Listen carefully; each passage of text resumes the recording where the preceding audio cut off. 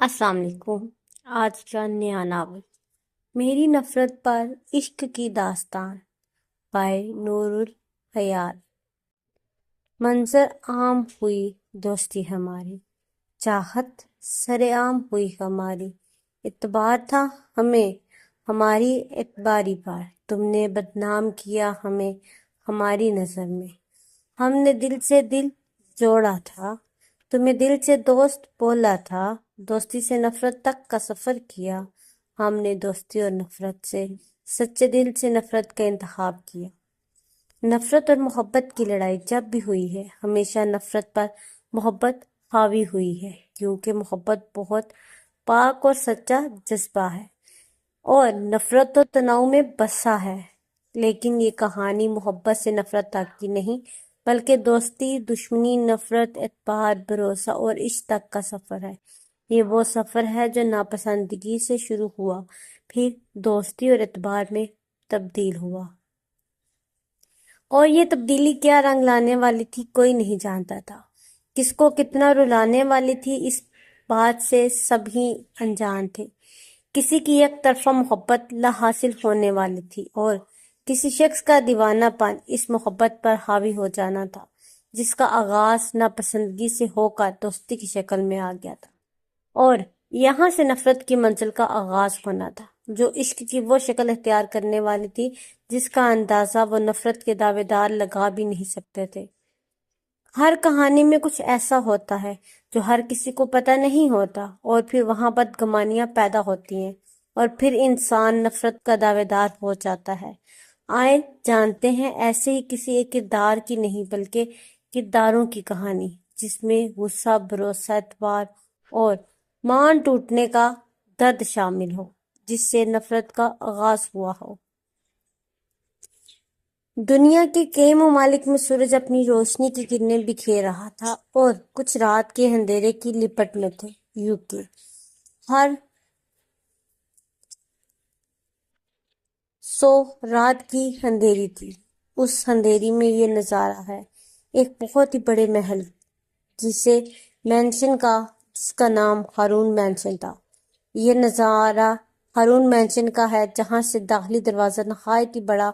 Mention में जाओ तो बहुत ही खूबसूरत मंजर नजर आता है। पूरे मैंशन में लाइट चकमगा रही थी, लेकिन अगर जीने की तरफ नजर उठाएं तो सिर्फ दूसरे जीने पर मुकम्मल अंधेरा था, जो माहौल को खौफजद कर रहा था। जीने चढ़ते ही नजर बंद दरवाजे पर जाती थी।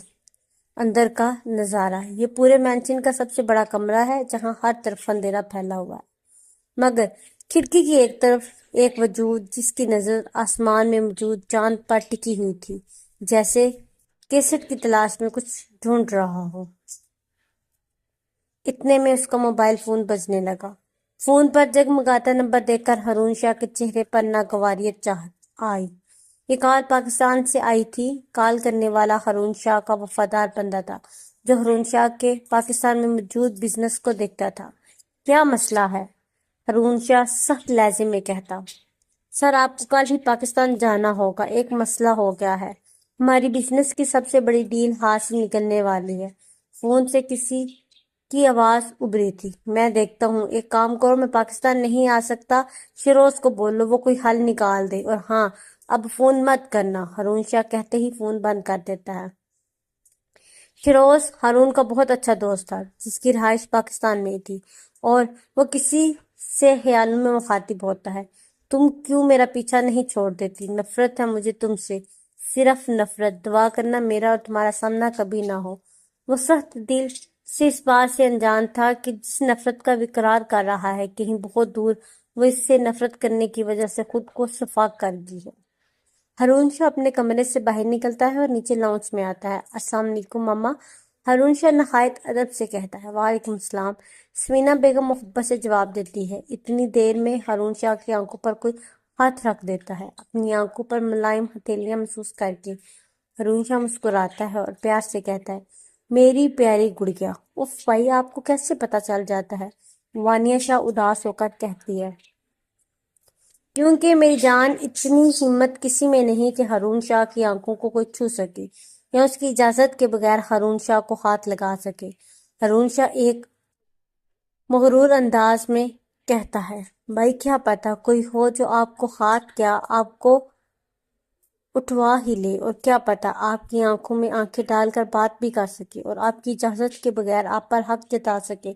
وانیہ جانتی تھی اس کا بھائی صبح سے کیا کہہ رہا ہے، کیونکہ وہ نرمی سے صرف اپنی ماں اور بہن کے ساتھ ہی پیش آتا تھا، اس لیے وہ سنجیدہ انداز میں کہتی ہے۔ سمینا بیگم اپنے دونوں بچوں کی باتیں بہت غور سے سن رہی تھی۔ وانیہ کے سوال پر ہارون شاہ کے جواب کی منتظر تھی۔ ایسا کوئی پیدا ہی نہیں ہوا جو ہارون شاہ کو چھو سکے اور جھکا سکے۔ ہارون شاہ کے جواب پر وانیہ الجھتی ہے اور کہتی ہے، بھائی یہاں جھکانے کی بات کہاں سے آ گئی؟ وانیہ کے سوال پر ہارون شاہ مسکراتا اور کہتا ہے، اس لیے گڑیا کہ ہارون تک پہنچنے کی ہمت اسی شخص میں ہے جو اسے جھکا سکے، اور اتنی ہمت لے کر آج تک کوئی پیدا نہیں ہوا۔ ہارون شاہ تحمل سے جواب دیتا ہے۔ ہارون شاہ کا جواب سن کر سمینا بیگم کہتی ہے، بیٹا انسان چاہے کتنا بڑا اور پاورفل کیوں نہ ہو جائے، وہ کبھی بھی اپنے نصیب اپنے ہاتھ سے نہیں لکھ سکتا۔ اللہ پاک اپنے بندوں کو کبھی دے کر تو کبھی لے کر آزماتا ہے۔ تم یہ نہیں جانتے کہ اس پاک ذات نے تمہارے حق میں کیا لکھا ہے، اور نہ یہ کہ کوئی اور بھی ہو سکتا ہے جو تمہیں جھکا سکتا ہے۔ جانتی ہو تم اللہ سے بہت محبت کرتے ہو، ہر وہ کام کرتے ہو جو ہمارے رب کو پسند ہے، لیکن میری جان اللہ کو تکبر نہیں پسند۔ شیطان نے بھی تکبر کیا تھا، جس کے بدلے میں اس سے فرشتوں کا استاد ہونے کا حق واپس لے لیا گیا۔ اس نے تکبر کیا اور اللہ کے حکم کی نافرمانی کی۔ اس نے کہا کہ حضرت آدم علیہ السلام اس سے افضل نہیں، معاذ اللہ۔ اس نے خود کو حضرت آدم علیہ السلام سے افضل سمجھا۔ اس سے یہی لگا تھا کہ وہ اس سے زیادہ افضل کوئی اور نہیں ہو سکتا، مگر در حقیقت اس کے علاوہ بھی کوئی اور تھا جو ابلیس سے افضل تھا، اور اس کے تکبر نے اسے تباہ کیا اور ہمیشہ کے لیے جہنم کا مستحق ہو گیا۔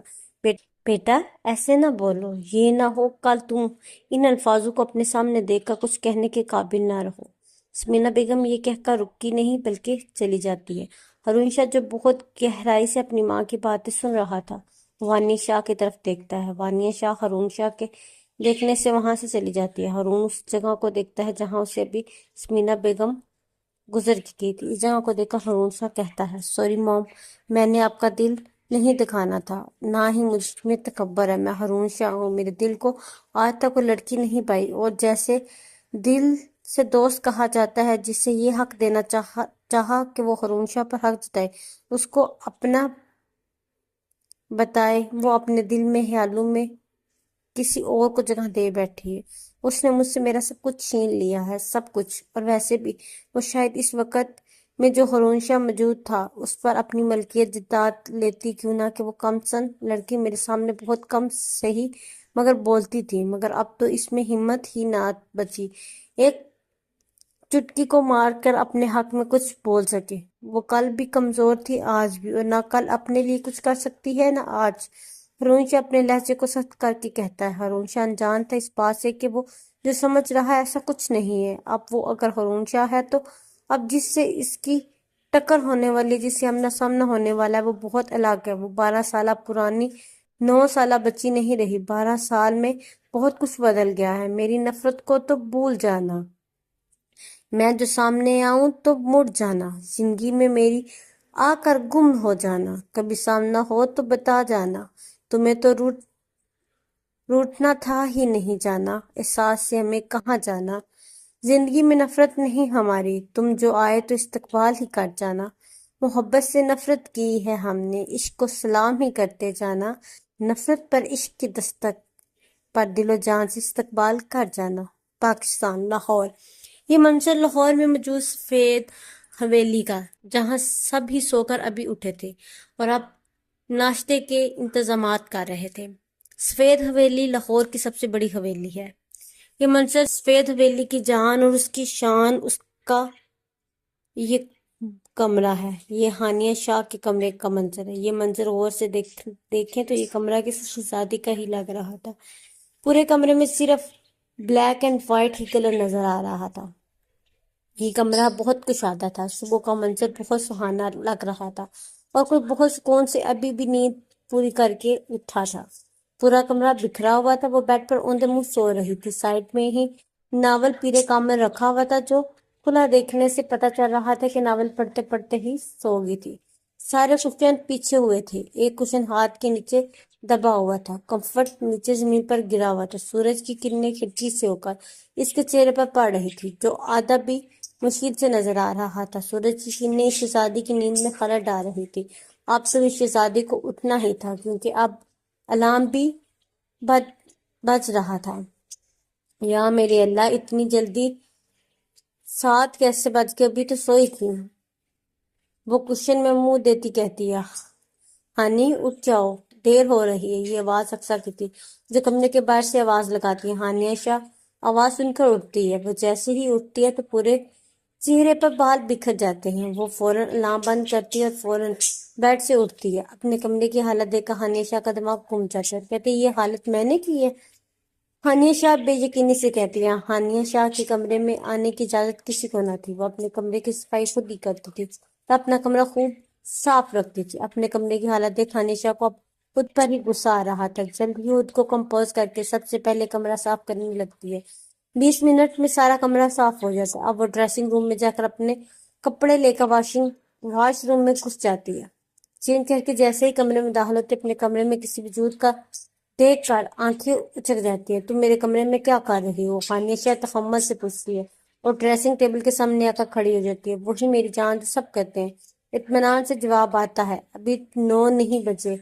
ہانیہ شاہ بھی نے آرام سے جواب دیا اور بال ڈرائی کرنے لگتی ہے۔ گھڑی دیکھو اپنی جانی، پہلے جیسے انداز میں جواب آتا ہے۔ ہانیہ صبح مذاق کرتا دیکھ غصے میں کہتی ہے، بس کرو تم، ابھی ٹائم نہیں ہوا، 9 نہیں بجے اور میں تیار ہوں، سمجھی تم؟ ہانیہ جھنجھلائے ہوئے جواب دیتے، مگر خود کے انداز پر افسوس ہوتا ہے، اس لیے کہتی ہے، میں ٹھیک ہوں اقصیٰ، تم پریشان نہ ہوا کرو، سب ٹھیک ہے۔ ہانیہ سکون سے کہتی ہے۔ اقصیٰ اور ہانیہ بہت اچھی دوستیں تھیں۔ ان کی دوستی 17 سال پرانی تھی۔ اس کی سال پرانی اقصیٰ ہانیہ سے 2 سال بڑی تھی۔ ہانیہ جب سے پیدا ہوئی تھی تب اقصیٰ سے ہانیہ کے ساتھ تھی۔ ہانیہ شاہ کی دنیا میں صرف اور صرف اقصیٰ ہی تھی جس میں ہانیہ شاہ کی جان بستی تھی۔ اس کی دوستی بے مثال تھی۔ ٹھیک ہے، اقصیٰ اداس ہو کر جواب دیتی ہے، اقصیٰ کے لہجے میں ناراضگی محسوس کر کے اپنا رخ اقصیٰ کی طرف کرتی ہے۔ ہانیہ شاہ جانتی تھی کہ اسے اپنی جان سے پیاری دوست کو کیسے منانا ہے۔ صرف اقصیٰ ہی تو تھی جس کے ہانیہ شاہ نخرے اٹھاتی تھی، ساری زندگی اٹھاتی رہے گی، کیونکہ اقصیٰ کے نخرے اٹھانا ہانیہ شاہ اپنا فرض سمجھتی تھی۔ اقصیٰ میری جان، ہانیہ بہت پیار سے پکارتی ہے۔ ہانیہ کی آواز سن کے اقصیٰ کہتی ہے، بولو جان کی جان۔ اقصیٰ کہتے ہی اپنی زبان دانتوں میں دباتی ہے اور خود کو کوستی ہے۔ کیا ضرورت تھی بے وقوف لڑکی جواب دینے کی؟ ہانیہ جو اقصیٰ کو ہی دیکھ رہی تھی اس کی بڑبڑ سن لیتی اور پیار سے کہتی، اچھا جان بات سنو، ابھی ناراض نہ ہو، یونی کے لیے دیر ہو رہی ہے، یونی سے آ کر یہیں سے شروع کریں گے۔ ہانیہ کی بات سن کر اقصیٰ مسکرا دیتی ہے۔ اقصیٰ کو مسکراتا دیکھ ہانیہ کی جان میں جان آتی ہے۔ ہانیہ شاہ سب کچھ برداشت کر سکتی تھی، مگر اقصیٰ ملک کی ناراضگی برداشت کرنا جان دینے سے بھی زیادہ مشکل تھا۔ چلیں یونی، اقصیٰ کہتی ہے تو ہانیہ